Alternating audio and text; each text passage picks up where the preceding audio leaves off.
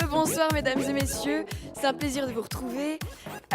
Pour cette deuxième intervention, nous allons vous proposer de visiter, de faire l'expérience inédite car inventée d'une journée dans l'histoire en particulier. Pour cette soirée, j'ai choisi un petit clin d'œil à nos prédécesseurs à ce rôle d'animateur, une date en lien avec la musique. Est-ce que le 11 avril 1977 évoque quelque chose à quelqu'un ? Vos regards sont perplexes, c'est la date de décès de Jacques Prévert. Et c'est cette date-là que nos 4 comédiens vont tâcher de vous raconter à leur manière. Le 11 avril 1977. Allez, c'est parti. J'adore la pêche. Ça calme, mais c'est long de pêcher seul.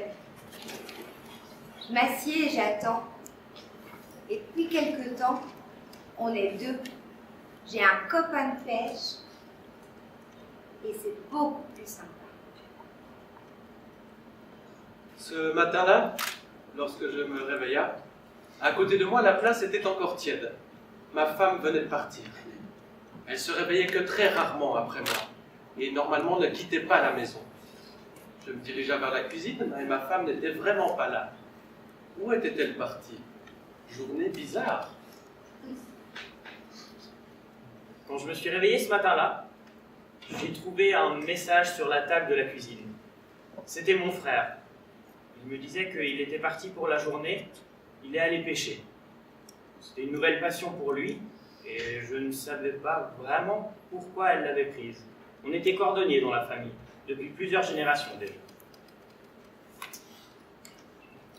La nuit même a été très agitée. Je suais, je me tournais comme une crêpe. J'étais pas bien. Je me suis levée très très tôt ce matin-là et je sentais qu'il fallait que j'aille à l'étang.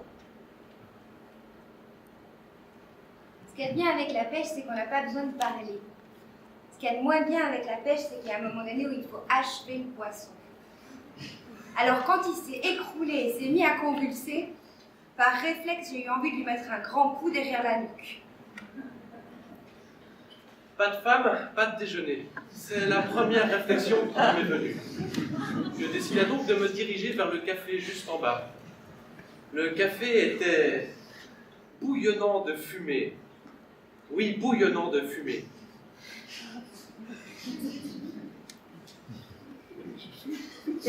Ce matin-là, un certain Jacques Prévert était censé venir récupérer ses chaussures. Je m'en rappelle, c'était de belles bottines.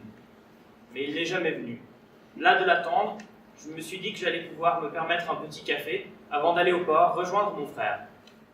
Arrivé à l'étang, j'ai vu au loin une femme qui s'acharnait sur un pauvre poisson. Un peu terrifiée, je me suis dit que fallait peut-être que j'aille la voir. Je me suis approchée d'elle et, un peu surprise de me voir, elle a deviné mon nom. Louisa est arrivée. Tout le monde la connaissait. Il suffisait de l'entendre parler pour la reconnaître. Elle hurlait à travers le village. Bien entendu, au moment où ma canne était mon filin était en train de tirer, le poisson en train de se secouer, mon ami en train de gigoter, il a fallu qu'elle arrive et qu'elle me dise cette phrase que je n'oublierai jamais. Jacques Prévert est mort.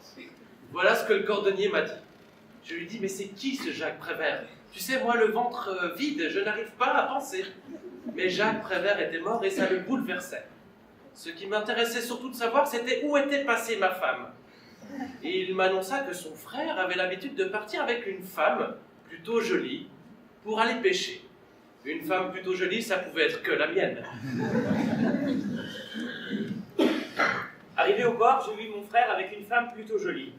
Elle était recouverte d'entrailles de poissons car ils étaient en train de les éviter sur les rivages. Alors, afin de partager la nouvelle avec tous ceux que je connaisse, je leur dis aux 2, Jacques Prévert est mort. Et pour terminer, je vais vous citer un de ses poèmes, de 2 choses l'une, l'autre, c'est le soleil. Je sens un homme dans ce poisson.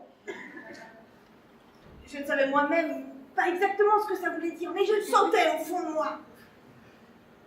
La femme assez perplexe, en voyant le poisson, mort, a tout de suite compris. C'était sûrement Jacques.